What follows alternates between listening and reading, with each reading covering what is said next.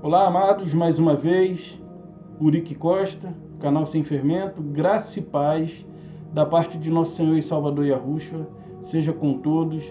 Desde já desejo a vocês um ótimo fim de semana, um ótimo dia de semana, um bom dia, uma boa tarde, uma boa noite. E se você ainda não se inscreveu, se inscreva. Se você caiu aqui de paraquedas, não saia nos primeiros minutos, fique até o fim. Eu sei que os vídeos têm sido longos, mas é para que haja uma elucidação do entendimento. Não dá para falar certas coisas de forma breve, eu não tenho essa capacidade, eu não sou dotado dessa habilidade. Eu vejo pessoas que fazem vídeo de 2, 3 minutos e ali consegue botar um pouquinho de sal na boca das pessoas. E todo dia ele vai botando uma dosezinha. Isso é muita sabedoria. Eu admiro muito as pessoas que têm essa capacidade. Porém, eu já não tenho essa capacidade, mas eu desejo de todo o meu coração e de todas as minhas forças, me esforçando para que você possa ter um entendimento aclarado. Então, meus amados, compartilhe, comente, deixe seu like se gostou, se não gostou deixe o dislike, comente se gostou, comente se não gostou, ajude-nos a melhorar. Faça com que o nosso entendimento seja um. O intuito dos vídeos aqui, como eu já disse, sendo prolixo, não é contra pessoas, e sim contra ideias, sofismas, paradigmas, dogmas religiosos. E o meu intuito aqui é de fazer com que os irmãos que ainda se encontram sob a influência dos dogmas, das doutrinas religiosas, tenham uma oportunidade de pensar por si só. Eu tenho falado para algumas pessoas que a minha caixa de sugestão está aberta. Você pode sugerir algo que você queira. Por exemplo, se você quiser que se comente a respeito de alguma coisa, deixe nos comentários. Se você também acha que eu devo me calar, deixe nos comentários. Eu só não vou calar, mas pode deixar também. Então, como eu falei, não é contra as pessoas, e sim contra as doutrinas, contra as ideias. É no campo das ideias, na mente. Então, meus amados, e eu pensando aqui da maneira que um dia fui atraído pela religião. Eu não sei qual foi a maneira pela qual você foi, mas eu parei para pensar sobre a maneira pela qual eu fui. E uma das coisas em que contribuiu muito para que eu me tornasse um religioso foi uma decepção. Não decepção amorosa, não decepção com a família, não. Era no convívio social com os amigos e os colegas. E eu ali, assim, sempre disposto a ajudar a todos. E um dia que realmente eu havia chegado do trabalho muito cansado e não pude ajudar, e naquele dia tinha um amigo, uma família de amigos que estavam fazendo obra, e eu entreguei um presente para uma das irmãs desse meu amigo, que ela trabalhava numa jatearia de areia. Lá a gente desenhava, aí desenhava rosto em vidro, flores, coisas do tipo nome, listra, de acordo com os pedidos que ali chegavam. E ela me deu uma foto, quer dizer, ela pediu para fazer uma frase e fazer uma flor, envolvendo essa frase, como se fosse uma moldura, a uns 2 centímetros para dentro da margem do espelho. E ali eu fiz esse desenho, o rapaz jateou, mas ali eu tinha passado um dia estressante, cansativo, por sinal. Entreguei e fui para casa. E lá surgiu um comentário de que exatamente no momento em que eles precisavam mais, eu os deixei de lado. E não foi isso que aconteceu. Mas isso chegou ao meu conhecimento e ali eu fiquei decepcionado, porque eu não esperava que tal pessoa falasse mal de mim por trás. Então, foi uma coisa que foi o gatilho. E dali em diante eu falei, vou me envolver com alguém da igreja, vou procurar outro tipo de amizade.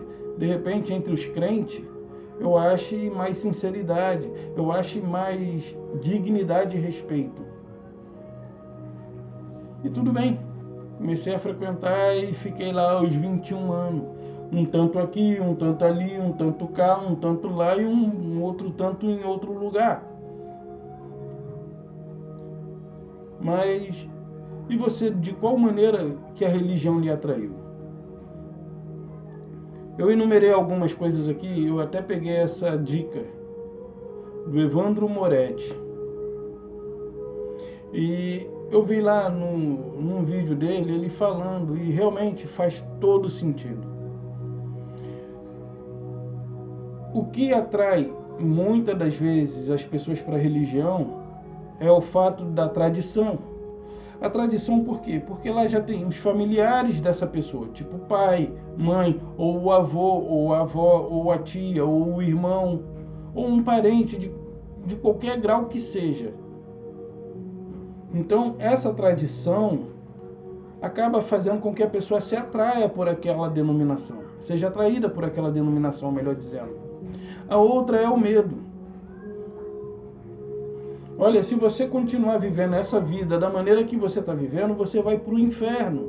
E por conta desse medo, se você não vier para cá, para onde a gente congrega, você vai para o inferno. E por meio disso, eles também conseguem atrair pessoas, trazendo esse tipo de ameaça.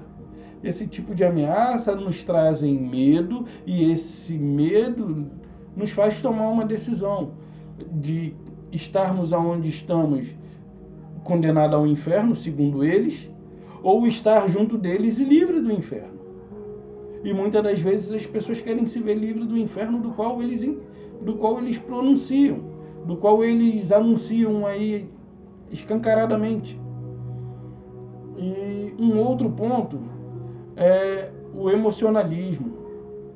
Aí você convida uma pessoa a uma reunião na sua casa, ou até mesmo num culto, e essa pessoa aceita ir com você de primeira vez, e lá você está empolgado com aquela pessoa que está ao seu lado, aí você está mais sensível, porque você convidou e você acha que está ali fazendo a vontade do Pai, e aí você está mais sensibilizado com relação a isso. E aí o pastor fala certas coisas, quer dizer, o guru, né, fala certas coisas, que se intitula de pastor, né? Eles falam certas coisas e você, me arrepio todinho. Será que é Deus falando? Ou então houve uma missionária, um missionário, e aí ele vem, fala alguma coisa e você, me arrepio todinho. E essa pessoa que está ao seu lado se sente ali, assim, de uma certa forma também emocionada, porque ela gostaria de sentir o que você sentiu. E aí ela volta e aquilo ali faz com que ela fique. Uma outra dica é as amizades. Muitas das vezes você vai atendendo ao pedido de um amigo, ou de alguns amigos. Ou você tem um amigo que já é frequentante, e aí você conhece uma outra pessoa que é amigo daquela pessoa também, e agora é seu amigo e também frequenta uma mesma denominação, ainda que seja de outro lugar, mas é aquela instituição. E a outra é a barganha. Por exemplo, faça o seu melhor, que Deus também fará o seu melhor. Muita gente está atrás de barganha. E por último, a culpa. Quem é que nunca cometeu algo errado? Quem nunca cometeu algo de que não se orgulhe? E aí você adentra por uma daquelas portas e lá eles sabem que você é um convidado.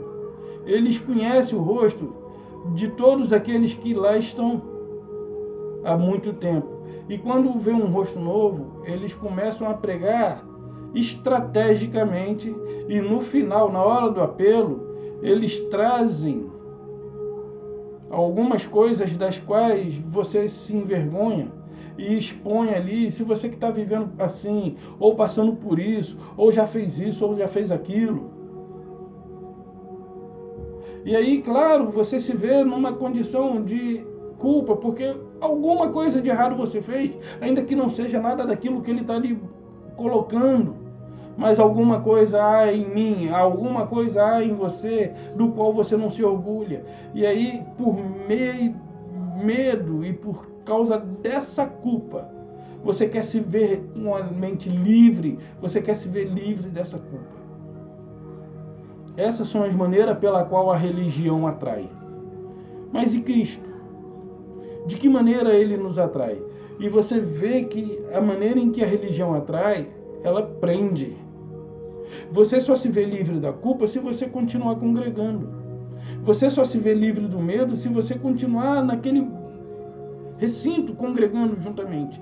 E todas essas coisas fazem com que você seja preso. E Cristo, como ele nos atrai? Agora vamos adentrar na Bíblia. Um cara falou assim para mim: poxa, você distorce tanto a Bíblia. Eu falei: não distorce a Bíblia. Cristo é maior do que a Bíblia. Ele: não. Cristo e a Bíblia estão pareados em igualdade. Claro que não. Tem muitas coisas da qual a Bíblia nos traz, da qual não faz parte do caráter de Cristo. E que também não é para a gente. Mas vamos prosseguir. João 13, eu vou abrir aqui. João 13, eu separei alguns versículos aqui para que a gente possa compreender a maneira pela qual Cristo nos atrai. João 13:35. Nisto conhecerão todos que sois meus discípulos, se tiverdes amor uns aos outros. Se tiverdes amor uns aos outros. Olha que maneira libertadora. Você se viu preso ao ler isso aqui? Por exemplo, a religião, ela te prende pela tradição, pela culpa, pelo medo, pelo emocionalismo, pela barganha, e entre outras coisas, até entre a decepção, que foi no meu caso e que não foi mencionado aqui. Decepção com alguém lá de fora, e aí você se viu já sem amizade com essas pessoas, e você buscando algo melhor para si, você acredita que encontraria isso na religião. Mas viu a maneira pela qual Cristo nos atrai? E nisto conhecerão, Nisto conhecerão todos que sois meus discípulos, se tiver de amor uns aos outros. Então aqui eu não me vejo preso. Eu não estou preso. Eu não estou preso por medo, por culpa, não. Aqui ele nos chamou a amar uns aos outros. A amar uns aos outros. E por que ele fez isso? Porque eu vou dizer uma coisa aqui para você. Deus, ele decidiu ser servido no próximo. Deus, ele decidiu ser servido no teu próximo, no meu próximo, no próximo. Deus decidiu ser servido e amado no próximo. Quando eu amo a Deus? Quando eu amo o próximo. Quando eu sirvo a Deus? Quando eu sirvo o próximo. E aí acabou. Então, quer dizer que todos os meus medos, os meus temores desaparecem. Tudo desaparece, basta somente amarmos uns aos outros. Tão simples assim. Tão simples assim. Amarmos uns aos outros. E João ainda, capítulo 4. João, livro histórico de João, que você conhece como Evangelho de João. Livro histórico de João, capítulo 4, versículo 21.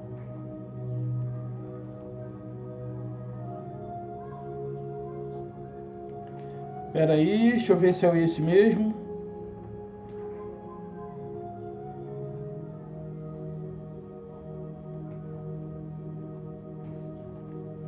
Capítulo 4 não, pessoal, capítulo 14. Capítulo 14, 21. Aquele que tem os meus mandamentos e os guarda, esse é o que me ama. Aquele que me ama será amado de meu Pai, e eu também o amarei e me manifestarei a ele. Quando ele nos disse, e nisto todos conhecerão ou saberão que sois meus discípulos. Quando? Quando amardes uns aos outros. Quando você coloca essa palavra de Cristo em prática, qual foi a promessa que ele fez? Se manifestar cada vez mais a você. Não foi o que a gente leu aqui, ó? Aquele que tem meus mandamentos e os guarda. Qual foi o mandamento? Ame uns aos outros. Novo mandamento vos dou, tá, pessoal? Novo mandamento vos dou. Ele diz assim: novo mandamento. Quando ele saiu, disse agora foi glorificado o Filho do homem, e Deus foi glorificado nele. Se Deus foi glorificado nele, também Deus o glorificará nele mesmo e glorificá-lo imediatamente. Filhinhos, ainda um pouco estou convosco, buscar-me-eis, e o que eu disser aos judeus, também agora eu digo a vocês, para que onde eu vou, vós não podeis ir. Novo mandamento vos dou.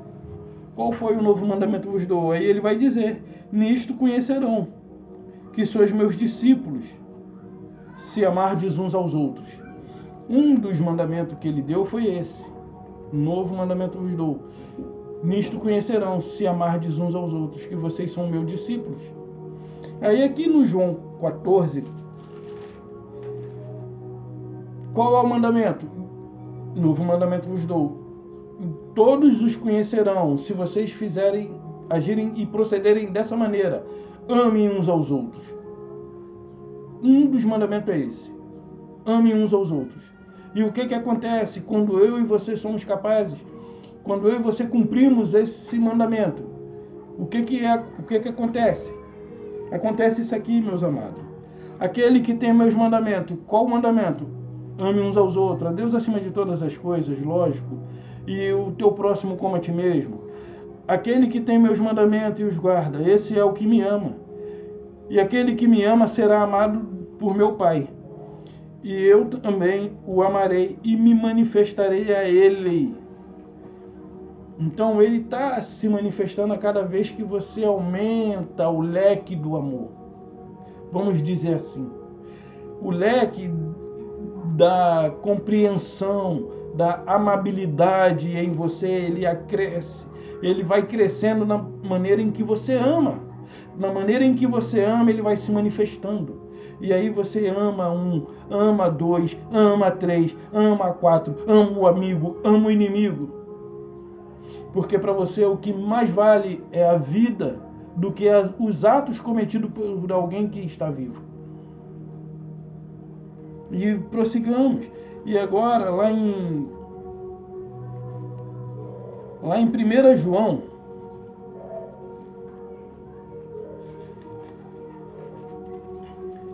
João, capítulo 2, verso 5,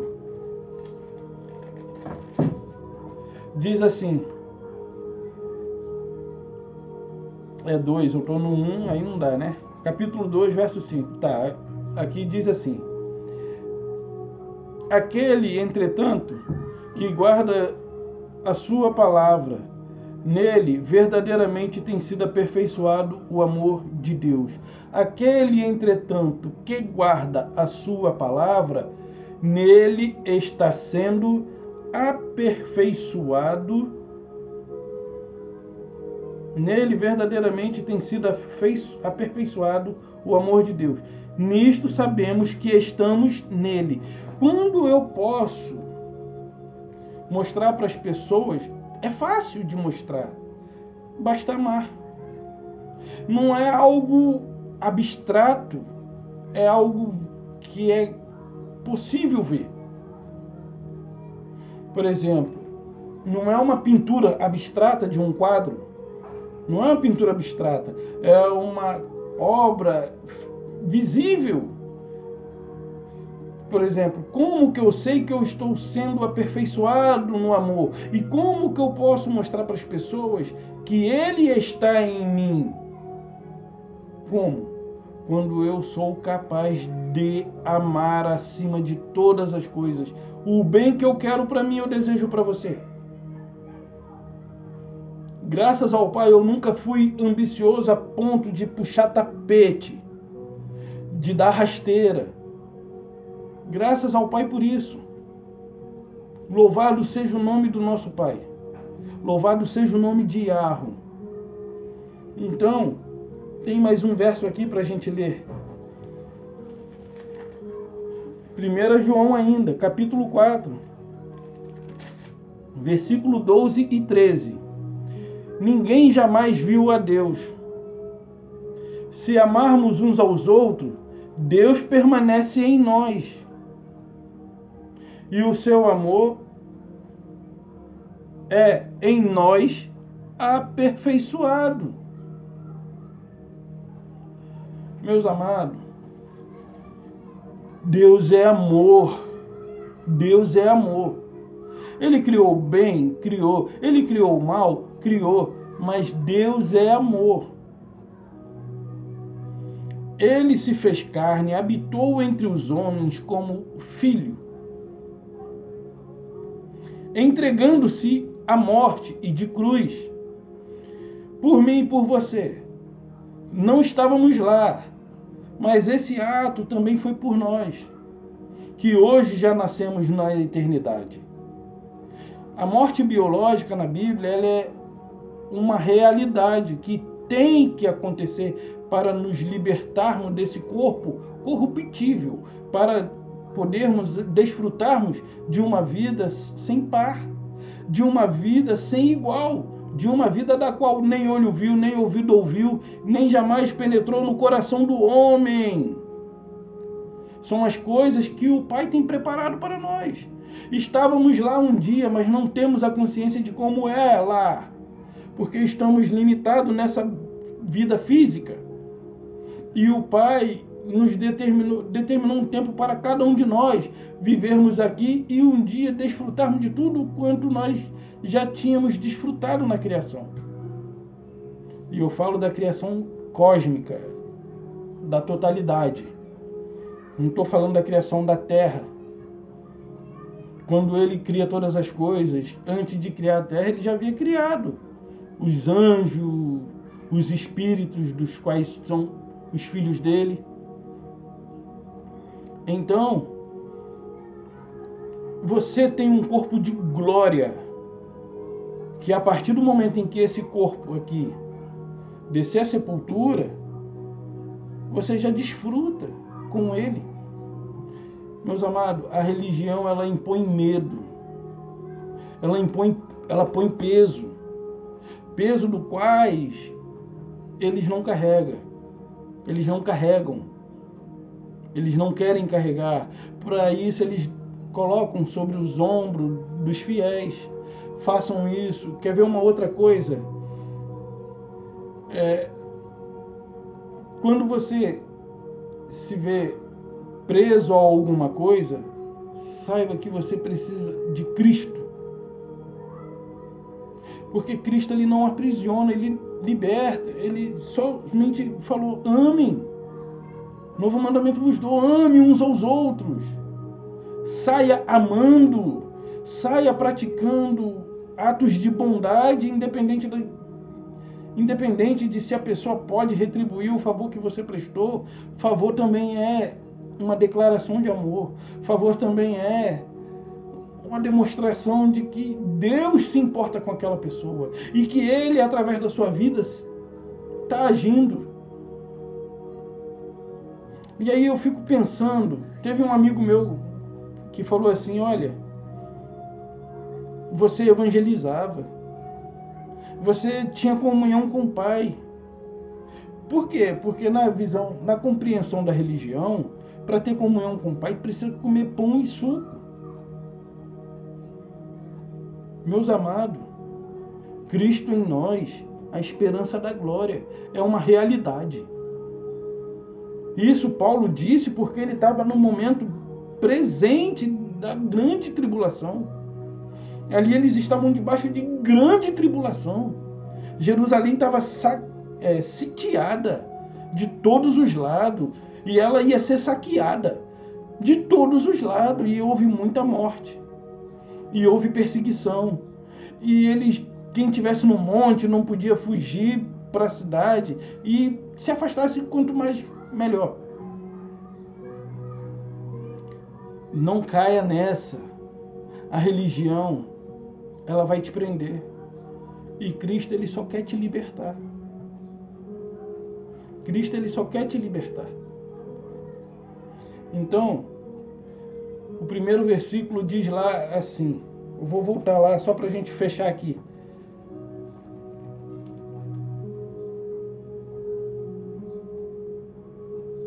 João 13:35. Nisto conhecerão todos que sois meus discípulos, se tiverdes amor uns aos outros.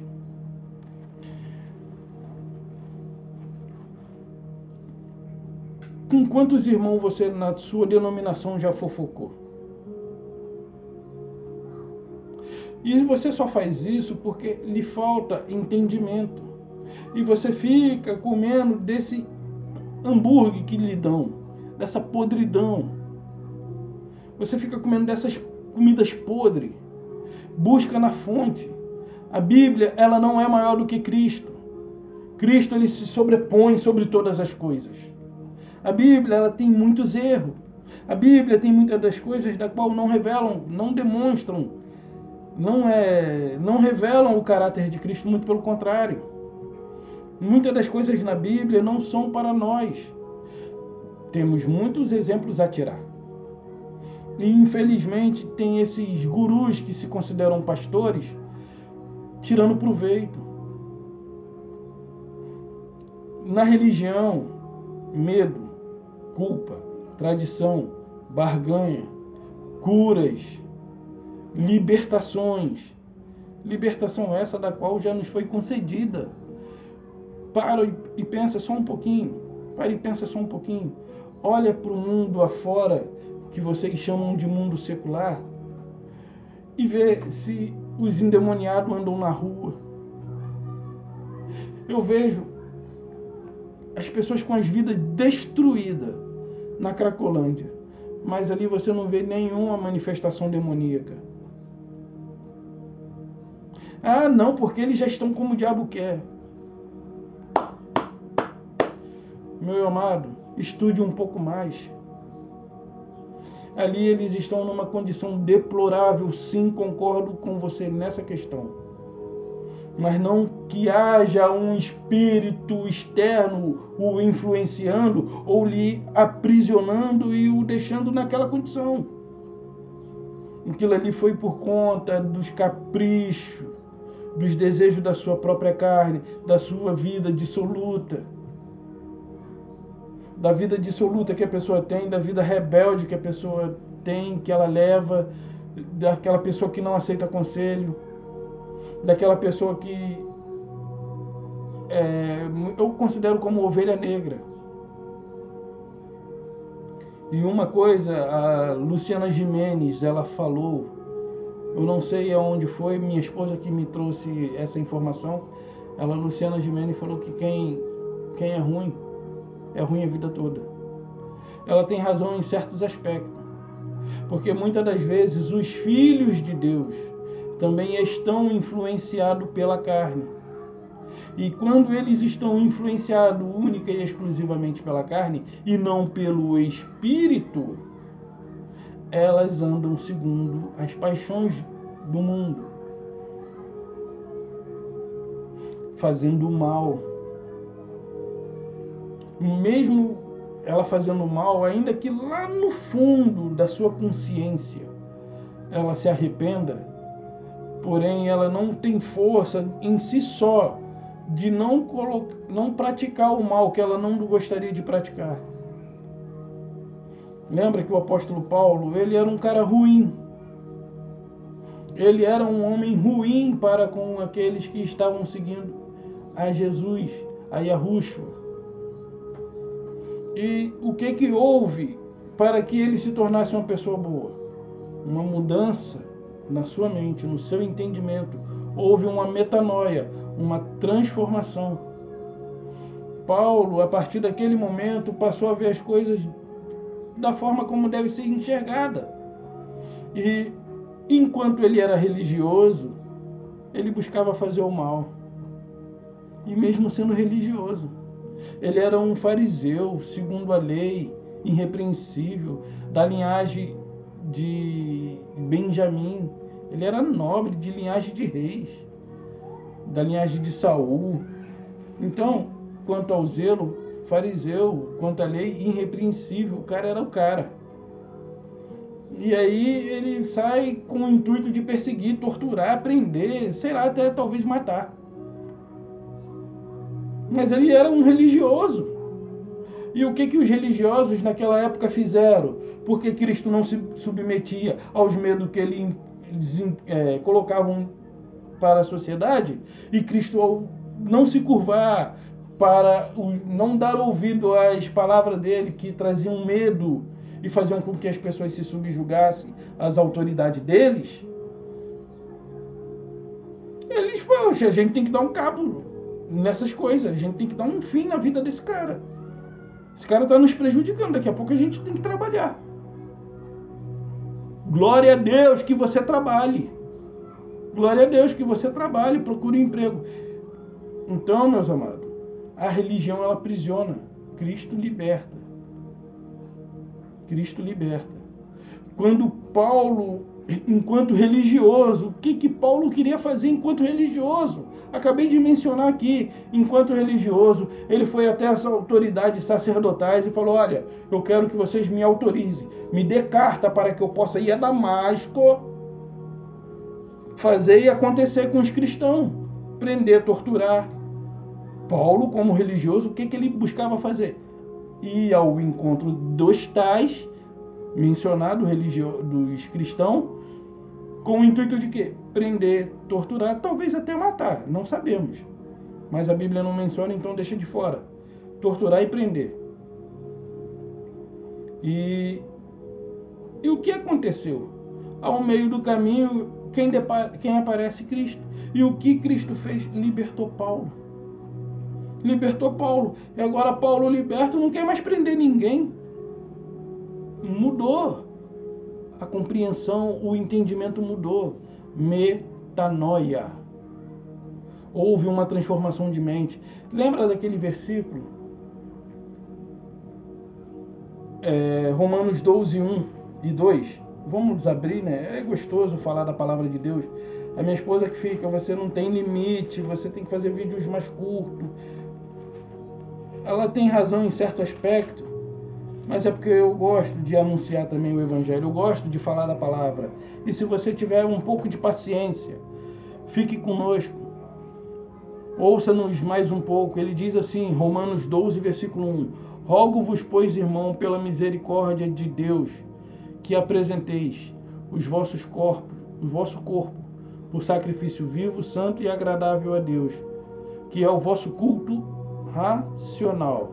Não tem xerererê, babababá, harabalabachá, tem nada disso, pessoal.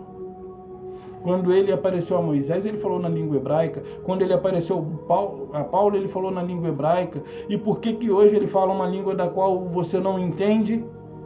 E aquele que ali tá blá blá blá blá blá blá blá, glu glu glu glu glu glu glu.